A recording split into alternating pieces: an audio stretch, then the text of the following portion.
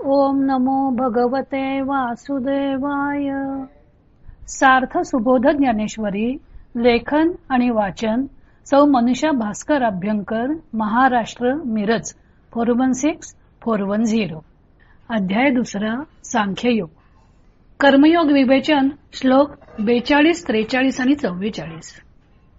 मागच्या भागात परमात्मा आहे जिचे अंतिम ध्येय ती सुबुद्धी असं सांगून, जिचे परमात्मा हे अंतिम ध्येय नाही ती दुर्बुद्धी असं म्हटलं होतं. हे दुर्बुद्धीचे लोक कसे व का संसारात अडकतात ते भगवंत आता सांगत आहेत. या 3 श्लोकांचा आज एकत्रित अभ्यास करू व त्यावरचे ज्ञानदेवांचे विवेचन उद्या पाहू. श्लोक 42. यामिमां पुष्पितां वाचं प्रवदन्त्य विपश्चितः वेदवादरताः पार्थ नान्यदस्तीति वादिनः. श्लोक 43. कामात्मान स्वर्गपरा जन्म कर्म फलप्रदां भोगैश्वर्य गतिं प्रति. श्लोक 44. भोगैश्वर्य प्रसक्तानां तया परुत चेतसां व्यवसायात्मिका बुद्धी समाधौ न विधीयते. हे पार्था, वेदाच्या तत्वाकडे न पाहता अर्थवादातच गुंग होऊन जाणारे, स्वर्ग हाच परम पुरुषार्थ व त्याविना अन्य काहीही न मानणारे अतत्वार्थी कामात्मे, जन्मप्रद व कर्मफलदायक आणि भोग व ऐश्वर यांच्या प्राप्तीसाठी अनेक विधिविधानांच्या वर्णनाने सजवलेली अशी आकर्षक भाषा बोलतात.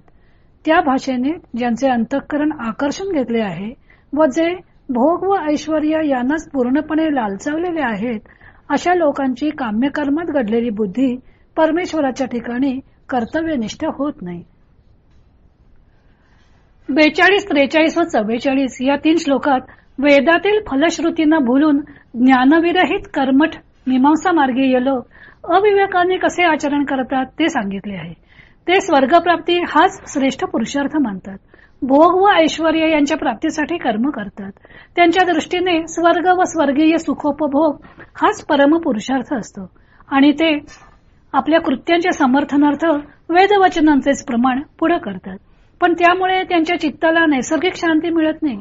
त्यांची ही कर्मे जन्म कर्म फलप्रद म्हणजे जन्म व कर्माचे फल देणारी असतात. त्यामुळे ते जन्म मरणांच्या फेऱ्यातून सुटू शकत नाहीत. त्यांची कर्मे चांगली असूनही केवळ फलेच्छेमुळे ते इष्टप्राप्ती करून देत नाहीत. त्यामुळे फलेच्छा ही एकच मनुष्याला कर्मबंधात अडकवते. या 3 श्लोकातील वर्णन हे काम्य कर्मे करणाऱ्या लोकांचे आहे. काहीतरी मिळवण्याच्या हेतूने हे लोक यज्ञादी कर्मे करतात. अर्थातच कामनेने केलेले असल्यामुळे त्यांचे जे काही फल आहे ते त्यांना भोगावेच लागते. सुखोपभोगामुळे असे लोक आत्मसंतोषाला मुक्तात. अशी कर्मे जन्म कर्म फलप्रद असल्यामुळे ते जन्म मरणाच्या फेऱ्यात अडकतात. काही विधींच्या बाबतीत शास्त्रकारांची दूरदृष्टीही दिसून येते. चांगल्या गोष्टी लोकांच्या अंगी बाणवण्यासाठी पण त्यांनी शास्त्राची मर्यादा लावून दिलेली असावी. उदाहरणार्थ 5 झाडे लावील त्याला पुण्य मिळेल, 100 लावील त्याला स्वर्ग मिळेल, अशी वर्णना प्राचीन वाङ्मयात दिसून येतात. प्रयोजनम अनुद्दिश्य न मंदोपि प्रवर्तते. काहीतरी उद्दिष्ट पुढे ठेवल्याशिवाय मंद बुद्धीचा मनुष्य सुद्धा काम करत नाही. म्हणूनही कदाचित स्वर्गाची लालूच दाखवली गेली असावी. पण होता होता स्वर्ग हेच लोकांचे अंतिम ध्येय बनलं. काम्यकर्मे स्वर्गप्राप्ती करता करायची. अर्थात स्वर्गातल्या भोगप्राप्ती करता मारलेले हे अंधारातील बाणच होते. कारण मेल्याशिवाय स्वर्ग दिसत नाही आणि मेलेला मनुष्य आपल्याला कोणते भोग भोगायला मिळाले ते सांगायला काही परत येत नाही. हळूहळू उपनिषद काळीच या यज्ञांचे व उपभोगांचे वैयर्थ कळून येऊ लागले होते.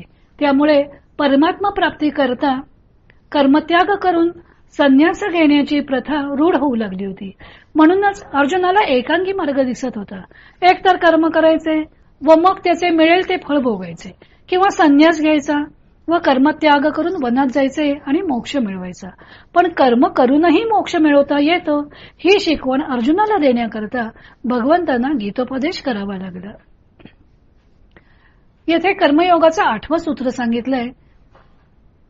या 3 श्लोकात भगवंतांनी कर्मयोगाचं 8वं सूत्र सांगितलंय. ते म्हणजे भोगैश्वर्य प्रसक्तानां तया परुत चेतसां व्यवसायात्मिका बुद्धी समाधौ न विधीयते. भोगांमध्ये व ऐश्वर्यामध्ये ज्याचे मन आसक्त झालेले आहे व त्यामुळे विवेकबुद्धी आच्छादित झालेली आहे, अशा लोकांच्या मनामध्ये आत्मविषयक बुद्धी उत्पन्न होत नाही.